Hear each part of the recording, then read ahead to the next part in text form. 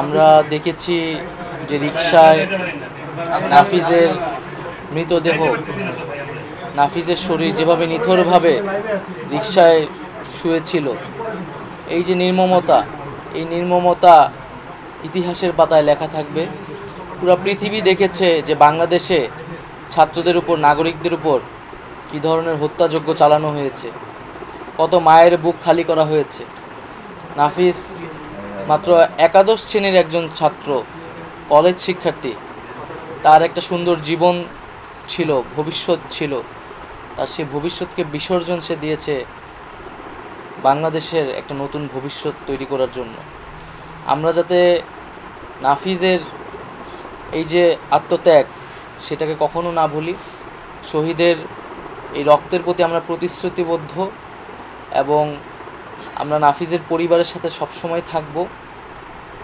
এবং এই হত্যাযজ্ঞের সাথে যারা জড়িত, এই গণহত্যার সাথে যারা জড়িত, অবশ্যই তাদের বিচার হবে বাংলার মাটিতে।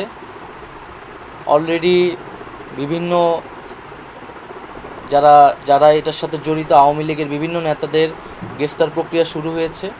খুবই দ্রুত সময়ের মধ্যে যারা দেশে পালিয়ে আছে বিভিন্ন জায়গায়, তাদেরকে গ্রেফতার করা হবে। এবং যিনি এই হুকুমের আসামি, এই রক্তপিপাসু শেখ হাসিনা, যিনি এখন পালিয়ে আছে, তাকেও বাংলাদেশের মাটিতে এনে বিচারের আওতায় আনা হবে। এবং আমরা সকলের কাছে আহ্বান জানাবো যে আপনারা এই যে জাতীয় বীর নাফিজ, এই নাফিজের যেই আত্মত্যাগ, সেই আত্মত্যাগের প্রতি আমরা সবসময় শ্রদ্ধাশীল থাকব। এবং সরকার এবং বাংলাদেশের জনগণ এই যারা জাতীয় বীর, শহীদ এবং আহত হয়েছে, তাদের পাশে থাকবে, তাদের পরিবারের পাশে থাকবে। আমাদের নাফিজের পরিবারের প্রতি সমবেদনা জানানোর কোনো ভাষা নেই। নাফিজের পরিবারের এবং নাফিজের আত্মত্যাগের বিনিময়ে আমরা এই যে স্বাধীনতা, এই যে আমরা দ্বিতীয় বিজয় বলছি, সেই বিজয় কিন্তু আমরা পেয়েছি। আমরা চাই এমন একটি বাংলাদেশ হোক যেখানে আর কখনোই পুলিশ, আর কখনোই কোনো সরকার কোনো ছাত্রের বুকে, কোনো নিরস্ত্র মানুষের বুকে গুলি করার স্পর্ধা যাতে না পায়। অবশ্যই আমাদের সর্বোচ্চ চেষ্টা থাকবে যে আমরা দ্রুত সময়ের মধ্যেই এই বিচার প্রক্রিয়াটা সম্পন্ন করব।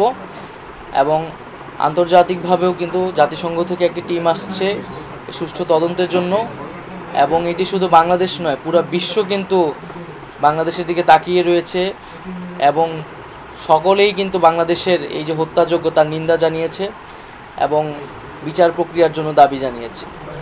আপনারা অলরেডি দ্রুত বিচার স্পেশাল ট্রাইব্যুনালের কিন্তু কথা বলেছেন আমাদের যিনি আইন উপদেষ্টা। এবং আমরা এর থেকেও দ্রুততম সময়ের মধ্যে করার জন্য কোনো উদ্যোগ নেওয়া যায় কিনা সেটাও ভাবছি। এবং আমরা শেখ হাসিনাকেও দেশে ফিরিয়ে আনার জন্য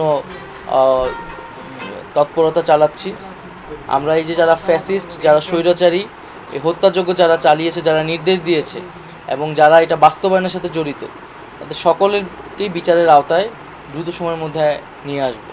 যারাই এই হত্যার সাথে জড়িত ছিল, নির্দেশদাতা হিসেবে জড়িত ছিল, তাদের সকলের বিরুদ্ধে আমরা ব্যবস্থা নেব।